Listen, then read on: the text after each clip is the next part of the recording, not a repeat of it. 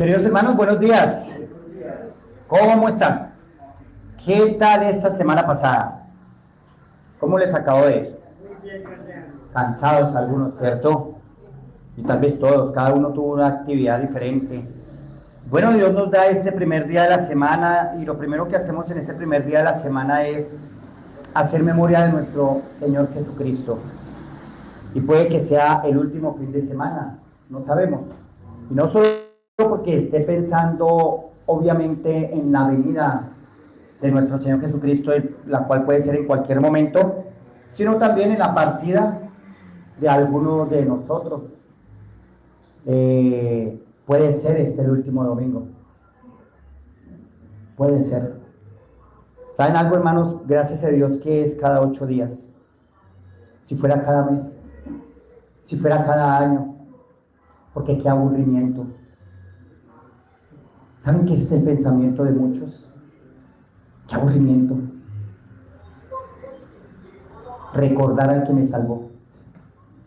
Recordar al que dio su vida por mí. Recordar lo que Él hizo por mí. ¿Cuántos se han quejado? Y no han vuelto a lugares donde cada 8 días le dicen, venga, recuerde a su Salvador. Él lo merece. Él es merecedor por esa obra perfecta en la cruz del Calvario. Y pueda que hoy sea el último día en que partiste pan y compartiste de el fruto de la vid en la iglesia. Tal vez algunos comieron del pan, otros no, nos bebieron del fruto de la vid, otros no. Pero todos fuimos llamados por la misma gracia. Todos fuimos llamados a la misma gracia. Padre amado, gracias por este día que nos has dado, este primer día de la semana. Queremos glorificar tu nombre. Queremos exaltarte. Gracias por permitirnos llegar a la culminación de esta maravillosa carta. Gracias por poderla leer. Una carta hermosa que fue enviada a una iglesia muy particular y que por la obra del Espíritu Santo, de tu Espíritu, ahora la tenemos entre nosotros y la leemos como para nosotros también, Señor. Te lo agradecemos en el glorioso nombre de nuestro Señor Jesucristo. Amén. Queridos hermanos, vamos a la carta de Pablo a los Filipenses y prácticamente estamos hoy cerrando con esta maravillosa carta. Y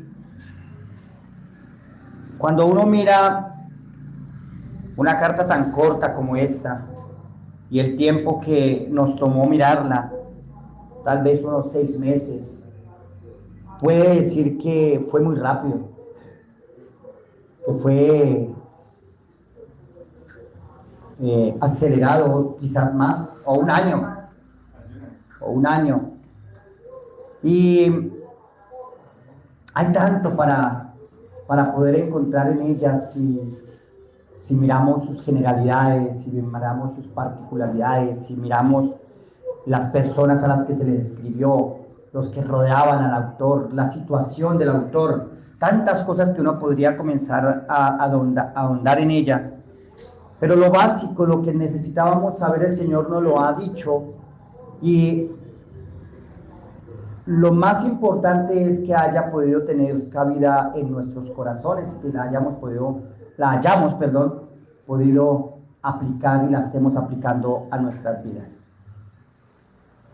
Estamos en la última sección, versículos 20 al 23. Pablo ya habló del conflicto entre hermanos o hermanas, habló de la necesidad de ser mediadores en esas situaciones que se presentan. Habló de la escasez y de la abundancia y dio gracias por los hermanos que le colaboraron. Y en el versículo 19 dice: mi Dios pues suplirá todo lo que os falta conforme a sus riquezas en gloria en Cristo Jesús. Y el versículo 20 dice: al Dios y Padre nuestro sea gloria por los siglos de los siglos. Amén. Saludad a todos los santos en Cristo Jesús. Los hermanos que están conmigo os saludan. Todos los santos os saludan. y especialmente la casa de César. La gracia de nuestro Señor Jesucristo sea con todos vosotros. Amén. Pablo, lejos de dejar cerrada la carta con la inquietud del dinero, de la abundancia o de la escasez, lejos Pablo de dejarnos con un sabor de ayudarnos entre nosotros, Pablo termina con algo muchísimo más grande. Y es que entre el versículo 20 y 23 vemos algo muy interesante, o en la carta en sí vemos que la provisión de Dios produce adoración, y la adoración se refleja en la comunión del pueblo de Dios, sostenido por 4 versículos que acabo de leer. La provisión de 19, en el versículo 19 nos dice que sea Dios el que nos sostenga, ¿no? El que supla nuestras necesidades. Mi Dios pues suplirá todo lo que os falta conforme a sus riquezas en gloria en Cristo Jesús. Y arranca entonces diciendo, ¿quién es digno de adoración? Pablo no termina simplemente con una despedida y simplemente con una postdata. ¿Recuerdan los de mi generación cuando nos hacían escribir cartas y al final nos decían que colocáramos la palabra postdata? Perdón por la mala letra y la ortografía. Y escribíamos algo siempre al final: postdata, tráigame tal cosa que se me quedó; postdata, salúdeme a tal persona. Ese no es el fin de Pablo. Pablo no estaba haciendo una simple despedida y cerrando una carta y ya. Él allí estaba haciendo algo muchísimo más. El título de esta predicación es El cierre de una vida centrada en el Evangelio. ¿Cómo cerró Pablo su carta? ¿Cómo está despidiéndose? ¿Y cómo debemos nosotros vivir una vida cristiana o centrada en el Evangelio? Como les decía, Pablo no termina simplemente despidiéndose. En estos 4 versículos, o estos 4 versículos son el broche de oro de toda la carta. Son maravillosos. Son lo que van encima, lo que adorna esta carta. Después de hablar del gozo, del sufrimiento, de la humildad de Cristo, del contentamiento y de la generosidad, Pablo resume toda la vida cristiana. La gloria es para el Dios y Padre nuestro. Toda la gloria. Y esta mañana nos hablaron acerca de la gloria de Dios, de cómo todas las cosas, todo el universo, da gloria a nuestro Dios. El movimiento del texto es muy hermoso. Primero, en el versículo 20 vemos la provisión. La provisión de Dios produce adoración. Y es impresionante cómo Pablo lo hace. Más adelante vamos a hablar de una palabra muy especial que está allí en este versículo 20. La adoración se manifiesta en la comunión del pueblo de Dios. Miren, el versículo 21 inmediatamente introduce unos saludos más y le habla a los santos. Y el versículo 23 nos dice de quién dependemos. Dependemos de la gracia del Señor Jesucristo. Cierra con la gracia de Cristo. Entonces lo primero que vamos a ver, queridos hermanos, es esa adoración a la cual nos invita el versículo 20. Al Dios y Padre nuestro sea gloria por los siglos de los siglos. Amén. Y queridos hermanos, aquí sí merece un verdadero amén de su iglesia. Amén. Amén. Porque lo dice la Escritura, porque es allí donde la iglesia sí debería acostumbrarse a decir amén, porque Dios lo dice, porque la Escritura lo dice. No es un amén como muletilla, es un verdadero amén, así sea. Que la gloria sea para Dios, así sea. Eso significa amén. No se trata que gritemos amén solo por amenizar el momento y ya. Pero que cuando haya la oportunidad y sea requerido por la palabra, hermanos, tenga presente esto. Diga amén. Si usted lo ha creído, diga amén. Si usted considera que así debe ser, porque la Escritura lo dice, diga amén. Pablo aquí entonces concluye con una doxología. ¿Y qué es una doxología? Esta palabra proviene de dos palabras griegas. Doxo, gloria, y logía o logos, palabras. Entonces, palabras de gloria.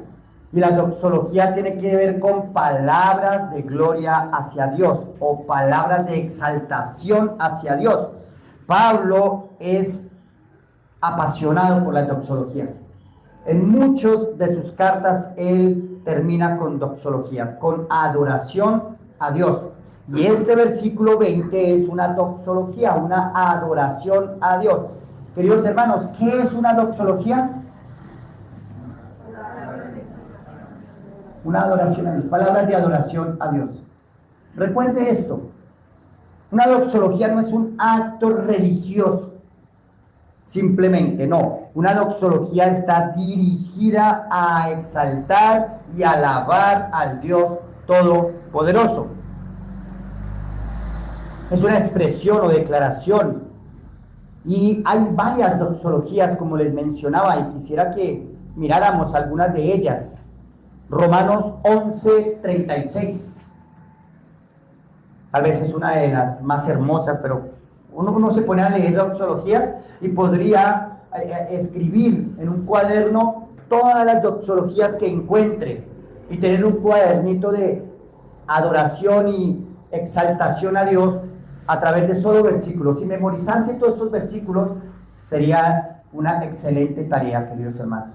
Muy hermosa tarea. Romanos 11:36 dice: porque de Él y por Él y para Él son todas las cosas, a Él sea la gloria por los siglos. Amén. Amén. Amén.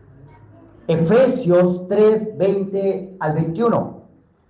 Efesios 3:20 al 21.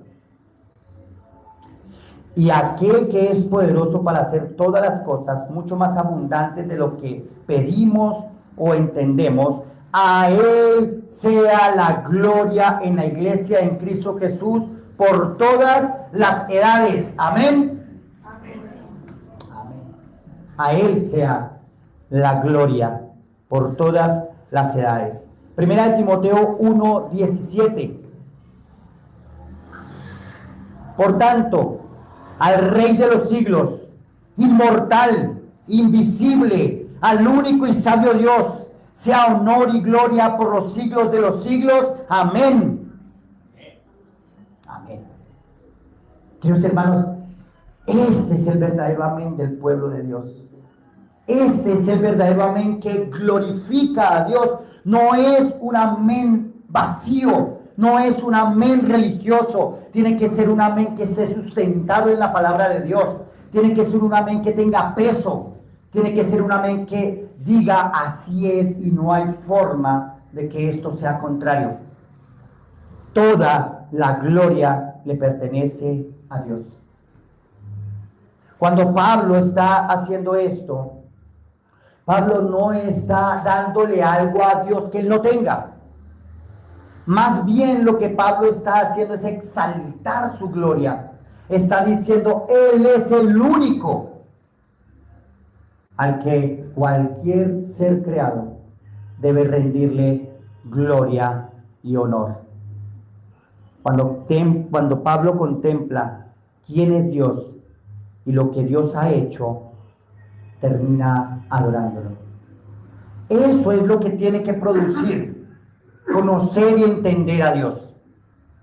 Si alguien lo que te está invitando, y esto es muy de moda, es conócete a ti mismo. Tú tienes que aprender a conocerte a ti mismo. Tú tienes que aprender a amarte a ti mismo, como si el hombre ya no lo hiciera por su propia naturaleza. Si hay algo que el hombre tiene es amor propio. Se quiere tanto que no le da la gloria a Dios de vida, y por eso el hombre es culpable delante de Dios, porque se ama más a sí mismo que a aquel a quien debe amar.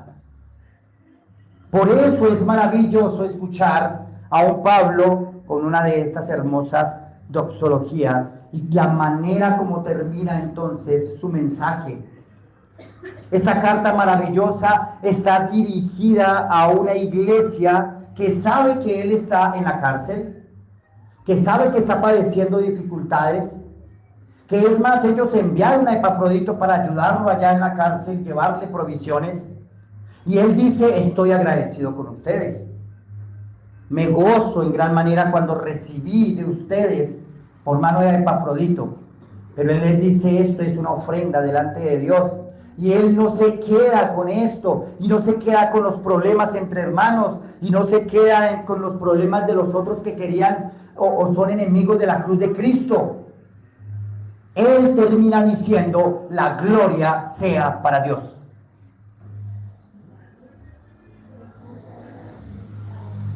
Queridos hermanos, la buena teología siempre debe desembocar en adoración. Si lo único que estoy haciendo con mi estudio, con mis enseñanzas, con cualquier cosa es buscar mi propio bien, buscar mi propia adoración, fracasé. Fracasé. Un hombre como Pablo nos demostró que todas esas cosas eran pérdida, que todas esas cosas se podían estimar como pérdida para alcanzar a Cristo. Y queridos hermanos, pensemos qué es entonces adorar, o qué es que la gloria sea para Dios. ¿Qué significa eso de que la gloria sea para Dios? ¿Quién me dice? Piénselo un momento y luego regresamos allí. Otra cosa que dice este versículo es: al Dios y Padre nuestro. Al Dios y Padre nuestro. No dice solamente a Dios sea la gloria, sino que dice al Dios y Padre nuestro. Y hay una intención del Espíritu Santo a través del apóstol al colocar al Dios y Padre nuestro. No es una casualidad, de ninguna manera. El Dios soberano del universo ahora es nuestro Padre por la adopción a través de nuestro Señor Jesucristo. Todas las criaturas, todos los seres humanos son criaturas creadas por Dios. Pero para que usted y yo seamos hijos de Dios, solamente lo podemos hacer a través de una adopción. Éramos unos huérfanos en este planeta. Nacimos siendo huérfanos. Nos parece extraño hablar de huérfanos y de niños que quedaron huérfanos porque sus padres murieron, porque sus padres los abandonaron. Pero nosotros mismos nacimos siendo huérfanos, sin padres. Y Dios nos adoptó. Somos sus hijos, si es que has creído en Cristo como tu Señor y Salvador. Si tú no has tenido un encuentro con Cristo, si tú no has ido de rodillas delante de Cristo y le has rogado a Él y te has puesto delante de Él en actitud de sumisión y de arrepentimiento, tú no eres hijo de Dios. Que nosotros vengamos a una iglesia no nos hace hijo de Dios. Independientemente de que sea la más pequeñita o la más grande, eso no hace a una persona hija de Dios. Pablo le está hablando a unos hermanos en Cristo que él reconoce, que lo dijo desde el principio, le dice, yo sé que su fe se divulga por todo el mundo. O sea, él está convencido que esos hermanos en Filipo eran hermanos en Cristo. Y por eso él le dice al Dios y Padre nuestro. Te tienes que preguntar una cosa, querido amigo, querido hermano. ¿Eres hijo de Dios por adopción? ¿Dios te adoptó? ¿Tú has creído en Cristo como tu Señor y Salvador? ¿Él es tu Señor?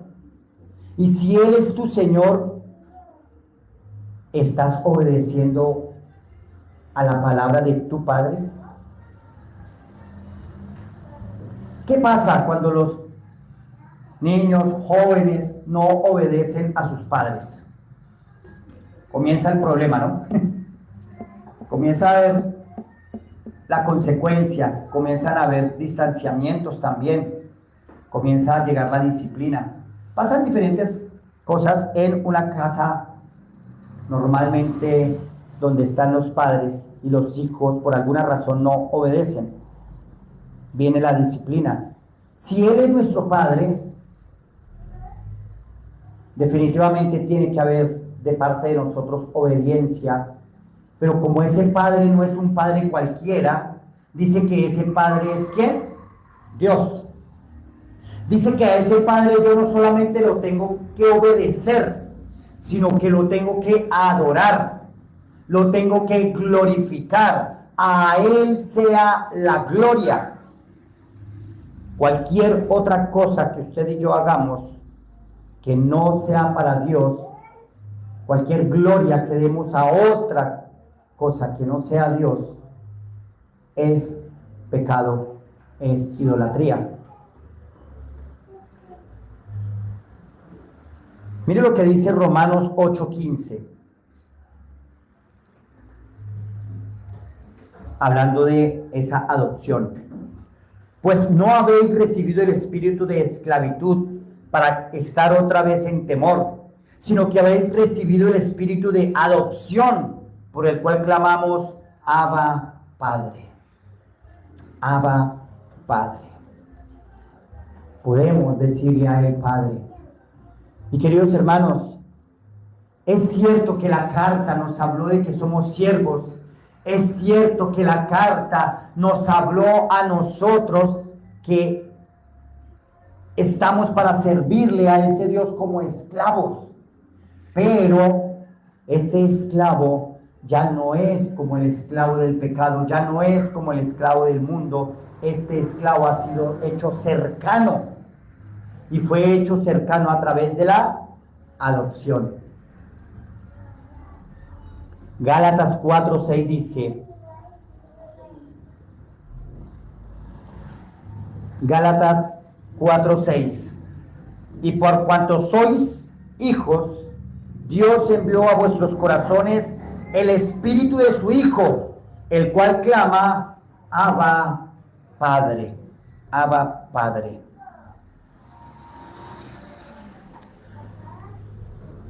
A Él sea la gloria. Es lo que estábamos contemplando ahora. Al Dios y Padre nuestro sea la gloria. ¿Qué es entonces glorificar a Dios? No significa hacerlo más glorioso. Dios ya no va a recibir más gloria de la que Él tiene porque nosotros le glorifiquemos o no. Pero entonces, ¿cómo podemos contestar qué es darle la gloria a Dios? Me gustaría escucharles. Alguno que me diga qué es darle la gloria a Dios.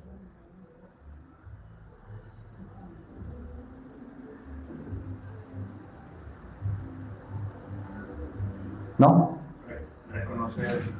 Reconocer la gloria que ya posee. Reconocer la gloria que Él ya posee. ¿Usted estaba mirando mis apuntes, hermano? ¿Qué pasa ahí? Significa reconocerla, proclamarla y vivir para Él. Él recibe el honor que solamente Él merece.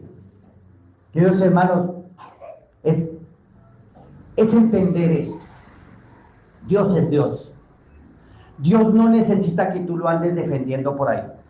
Defendemos la doctrina, porque de hecho la palabra de Dios nos habla de que demos razón a aquellos que nos demandan razón de nuestra fe. Pero no tenemos que defender a Dios. Dios no es más Dios o menos Dios si alguien no cree en Él. O sea, Dios no se inmuta por eso. Y a veces uno se agarra a la cabeza, ¡ay, es ateo! ¡Ay, no cree en Dios! Y entonces a uno le parece que como que está haciendo algo que mucho está disminuyendo a Dios. Es imposible, Dios no puede ser disminuido por el que no crea en Él. Pero tampoco Dios puede ser magnificado por los que creemos. O sea, nosotros no podemos hacer a Dios más Dios de lo que Él es. ¿Sí me comprenden, hermanos? Pero lo que sí nos llama la Escritura es a que nosotros reconozcamos esa grandeza. Les puedo decir algo, queridos hermanos. Alguna vez alguien me habló de la institución de la religión cristiana de Juan Calvino y me mostró un libro así grueso y yo me molesté porque él me dijo que cómo era posible que un cristiano no hubiese leído ese libro. No era mi tiempo, tal vez, no era el momento, no fue la forma correcta en la que se me dijo lo que tenía que haber hecho, tal vez. Pero años después, cuando lo leí,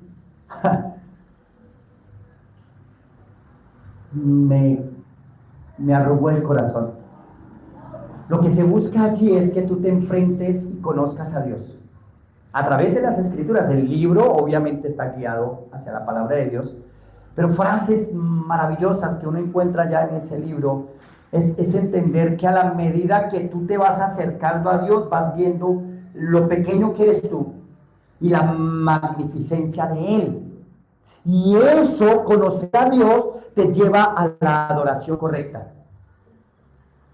Entre más lejos te sientes de Dios, más grande te sientes tú, más grandes son tus necesidades, más grande es tu situación, más imposible lo que estás viviendo y Dios está muy lejano. Lo que hace la Escritura, y cuando comienzas a estudiar quién es Dios y comienzas a conocer quién es Dios, te acercas a Dios y ves su grandeza. Un ejemplo que no alcanza para nada a que nosotros veamos esto. Te vas a Medellín. Hablo de cosas que están aquí con nosotros, podríamos pensar en otras cosas en otros lugares, pero pensemos en algo acá, Medellín. Vas hacia Guatapé y desde allá, desde Guatapé, puedes ver una piedrita así. Lejos, ¿no? Estás llegando, recibes una piedrita por allá.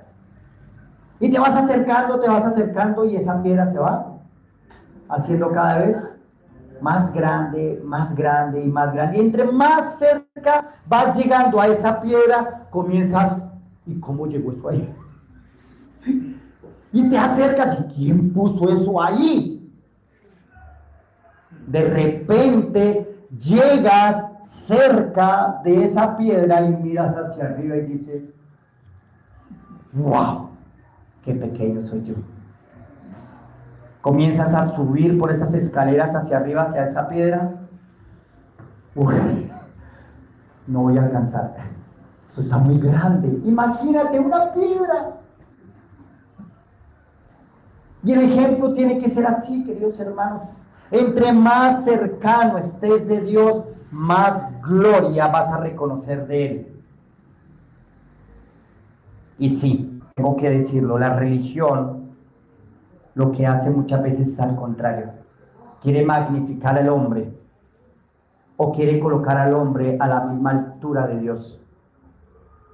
Y entonces Dios está como para servirle.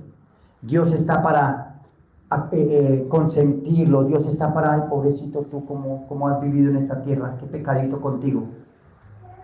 Y lo que Pablo aquí está diciendo es: al Dios y Padre sea la gloria. Pablo aquí no dice: mírenme a mí, pobrecito yo en la cárcel, Esto es mucha prueba tan difícil la que yo estoy pasando. Pablo quiere que la gente deje de mirarlo a él, allá en la cárcel, y ponga sus ojos sobre el único que merece toda la gloria.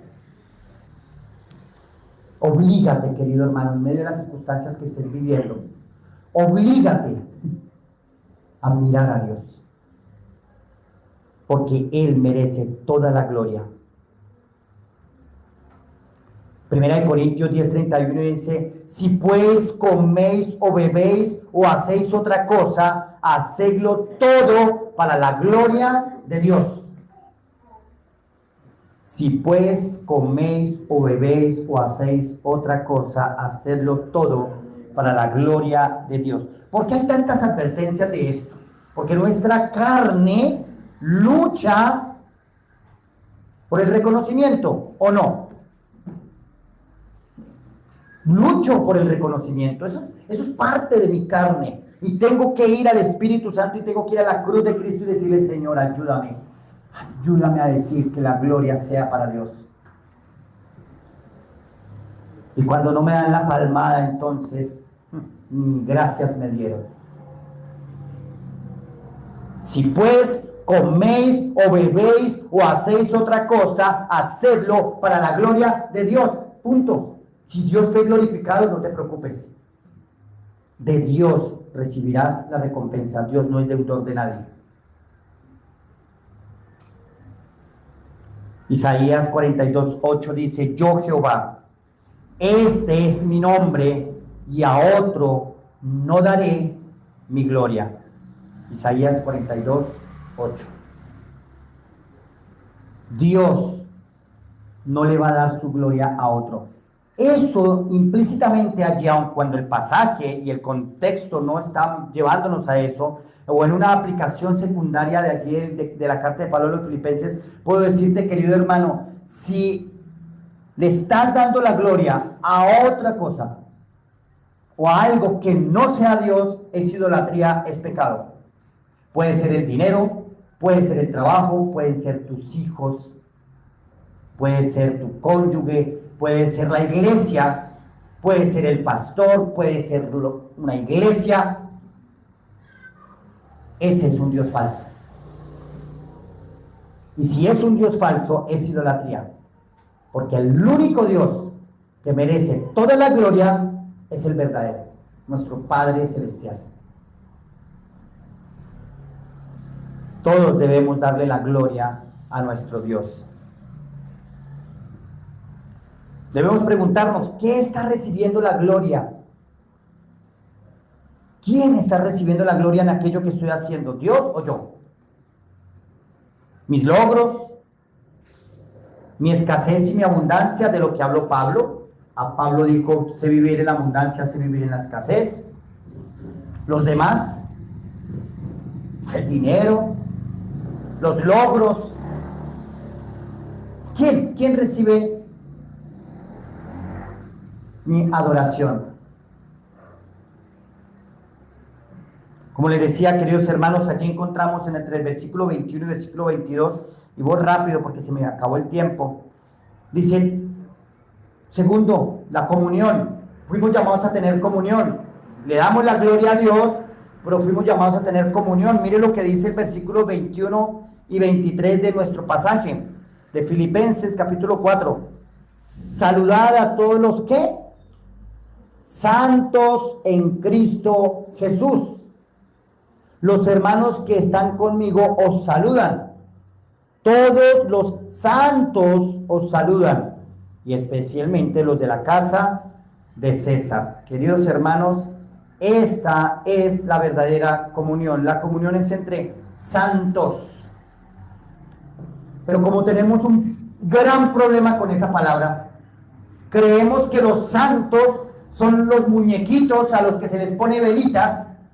Estamos convencidos que un santo es algo que tiene que ver con un dibujo.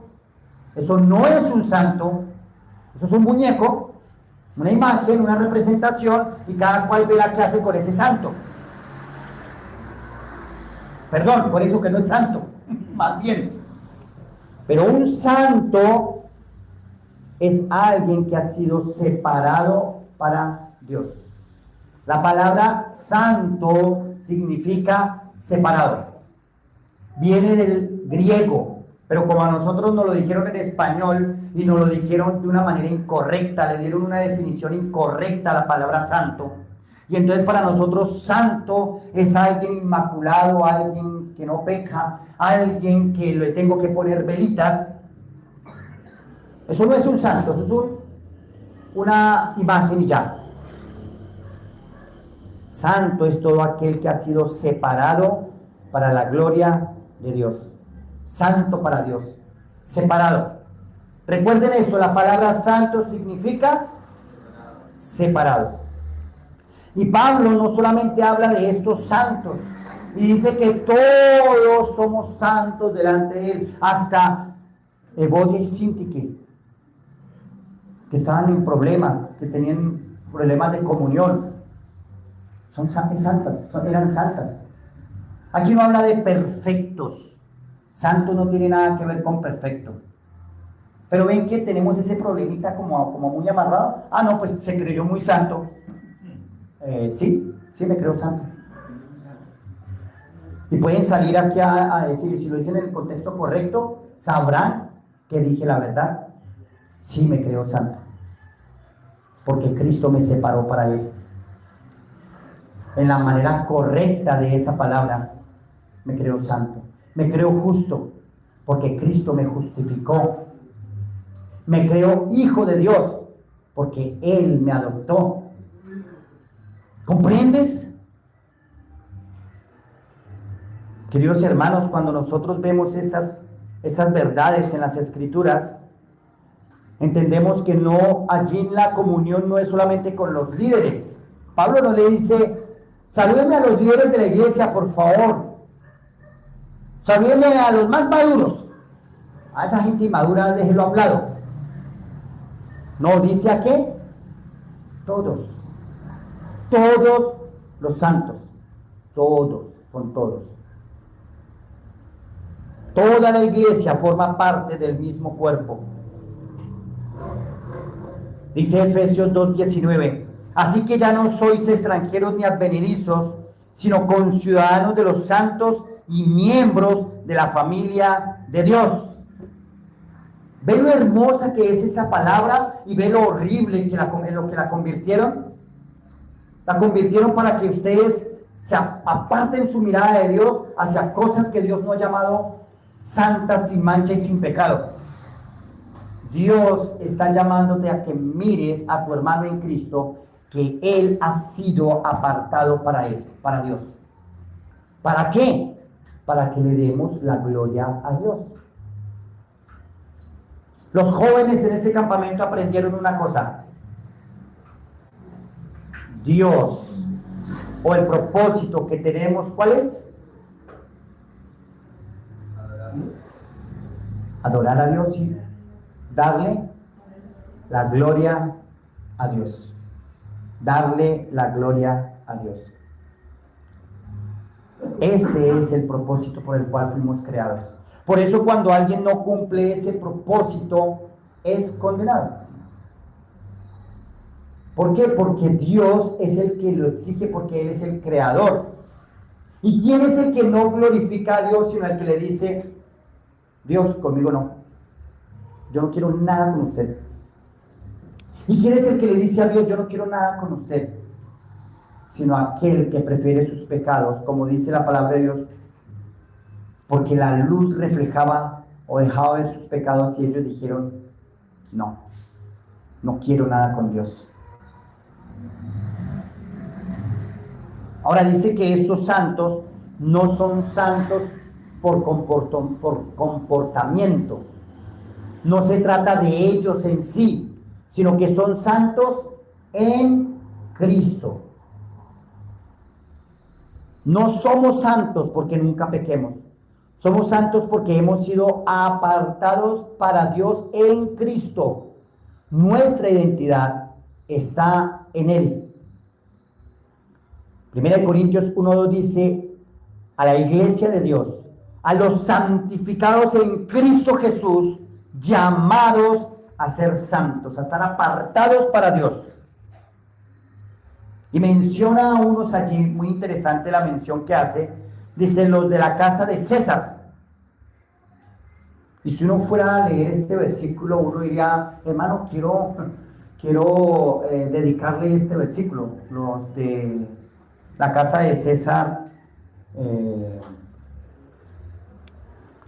versículo 22, todos los santos os saludan, especialmente los de la casa de César.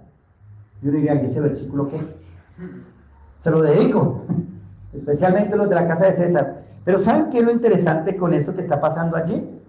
Pablo está cerrando con lo que él venía diciendo. Pablo está diciendo que sus prisiones han redundado en el evangelio porque se hicieron patentes en el pretorio y en todas sus prisiones. O sea que los de la casa de César allá en Roma escucharon el evangelio.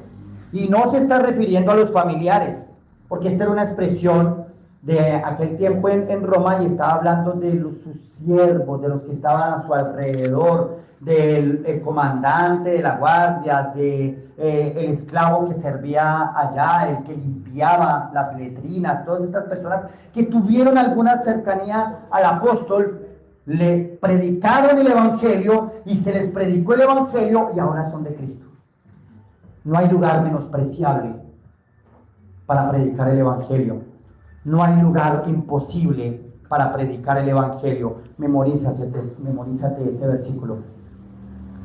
No, es que eso predicar el evangelio. No, es que ella es de X, no sé, o es súper atea, es atea, gracias a Dios. No, eso mejor yo no le hablo de Cristo porque eso para qué. No hay forma.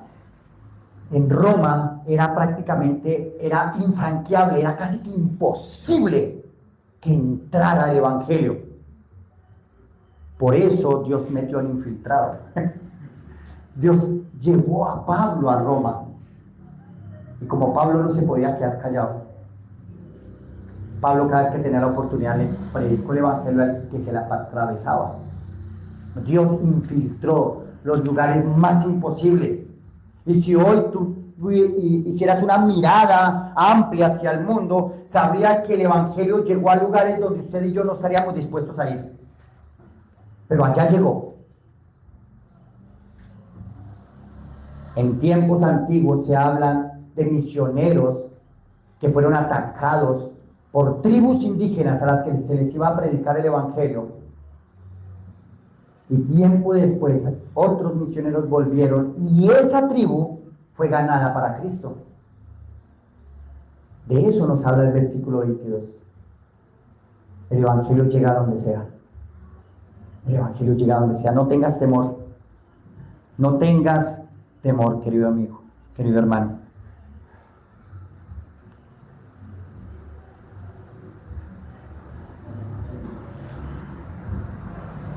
Yo no sé eso por qué se mueve.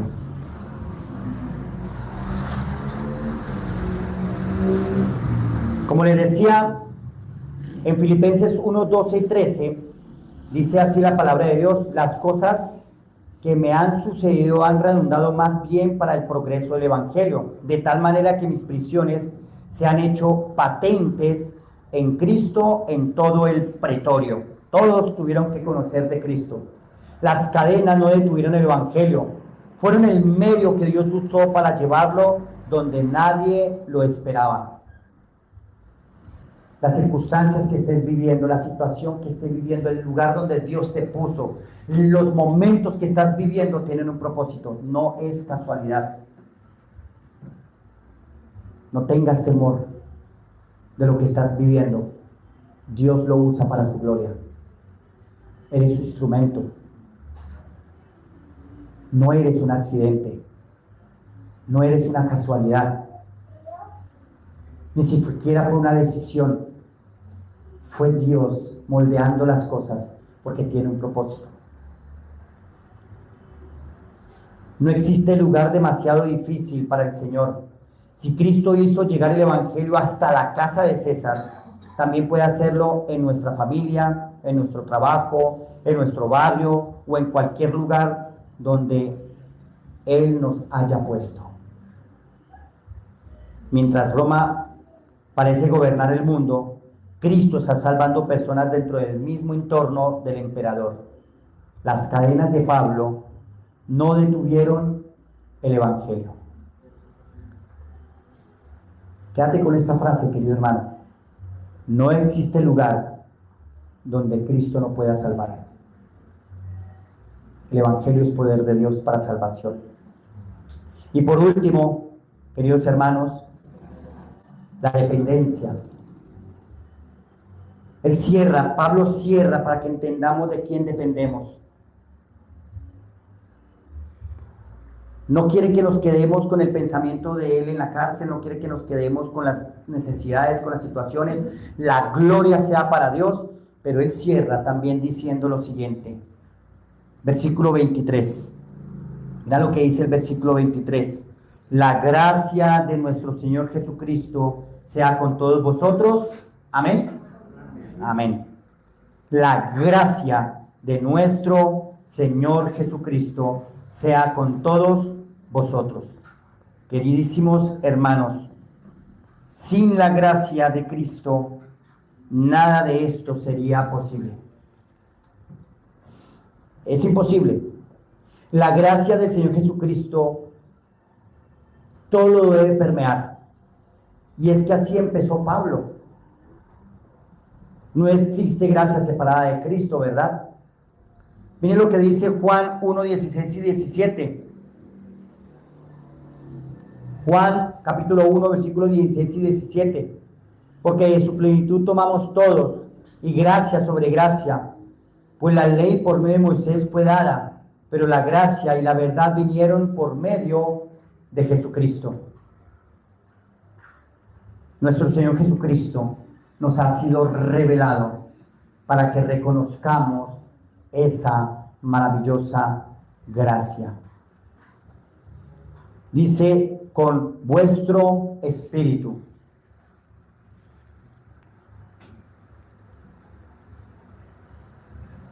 ¿Saben algo? No dice simplemente que la gracia sea para cada hombre, sino que dice con vuestro espíritu. Es algo interno. Pablo no podía hablar de cosas externas que reflejaran algo bueno. Cualquiera diría, este está en negación, ¿sí o no? ¿Cómo estás? Muy bien. ¿Tiene hambre? No, estoy lleno. Y ni siquiera ha comido. Él no estaba hablando de cosas externas. Él estaba hablando de algo interno, que sí es lo que te tiene que dar el contentamiento y el verdadero gozo. La gracia fortalece primero al hombre interior. Es allí nuestro espíritu el que necesita la gracia de Dios para que luego se exteriorice y podamos decir, con verdad, estoy bien. Hay un himno que se canta y dice, estoy bien con mi Dios, estoy bien. Y no está mintiendo, está diciendo, estoy bien con mi Dios. Estoy bien. No hay forma de decir estoy bien si no es en Cristo.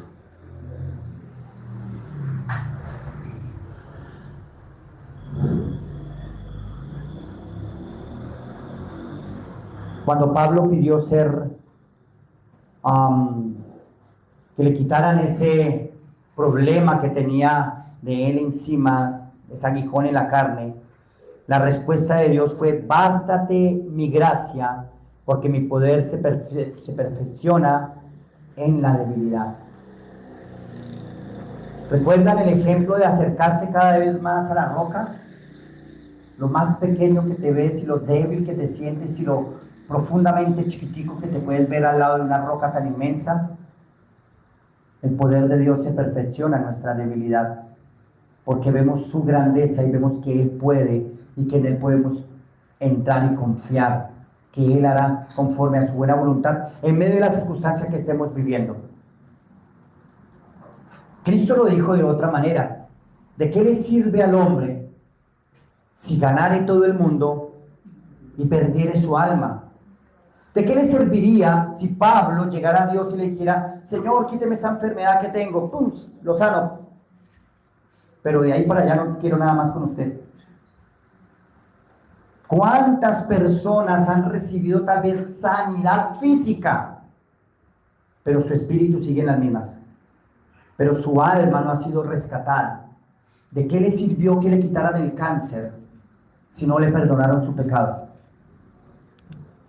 ¿De qué le sirve a una persona que pueda dar testimonio hoy y decir, es que yo antes tenía esta enfermedad y fui a un congreso y ya no lo tengo? Ok, si tú mueres hoy, ¿dónde pasará la eternidad? No sé. ¿De qué te sirvió entonces que te dieran sanidad del cuerpo si no has conocido a Cristo como tu Señor y Salvador? De nada sirve esto. La carta de Filipenses comienza y termina con gracia. Filipenses 1:2 dice, gracia y paz a vosotros de Dios nuestro Padre y del Señor Jesucristo.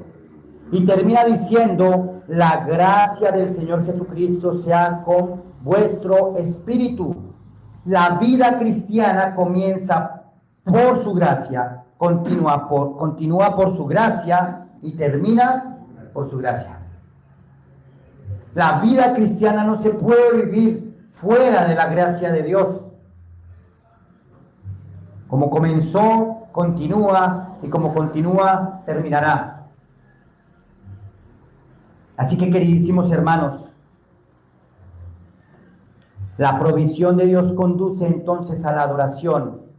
La adoración se refleja en la comunión de los santos, y esa vida de adoración y comunión solo es posible porque la gracia del Señor Jesucristo sostiene continuamente a su pueblo.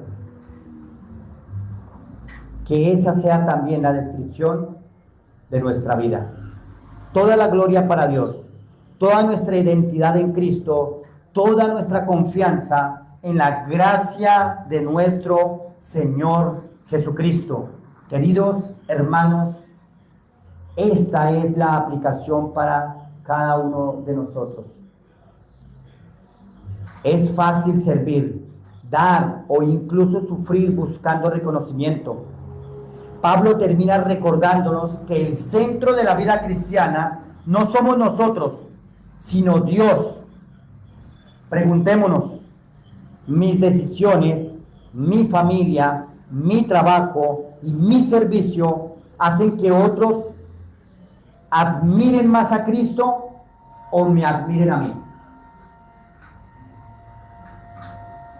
Y para ti, querido amigo, si no has conocido a Cristo, quizá hoy busca darle sentido a tu vida en el éxito, el dinero, la familia o tus propios logros. Pero el ser humano fue creado para vivir para la gloria de Dios, y mientras vivas lejos de Él, nunca encontrarás un descanso verdadero. La buena noticia es que Dios abrió el camino por medio de nuestro Señor Jesucristo en la cruz. Cristo llevó tu pecado. Querido amigo, arrepíntete. Reconoce a Cristo como tu Señor y Salvador. Y entonces vas a poder darle la gloria. Oremos. Padre amado, gracias por permitirnos llamarte Padre. A ti sea la honra y la gloria. Gracias porque tu Espíritu Santo preparó esta maravillosa carta para que la iglesia en todo el mundo la pudiera ver, la pudiera leer y la pudiera estudiar. Gracias porque todos los que han visto estas maravillosas páginas escritas por este apóstol allí en la cárcel, ahora nos recuerdan que toda circunstancia tiene que llevarnos a una sola conclusión: toda la gloria es para ti. Glorificamos y exaltamos tu nombre porque tú eres merecedor de ello. Gracias, Padre amado, por todas las cosas buenas que has hecho por nosotros, pero a ti sea la gloria. En el glorioso nombre de nuestro Señor Jesucristo. Amén. Dios les bendiga, hermanos.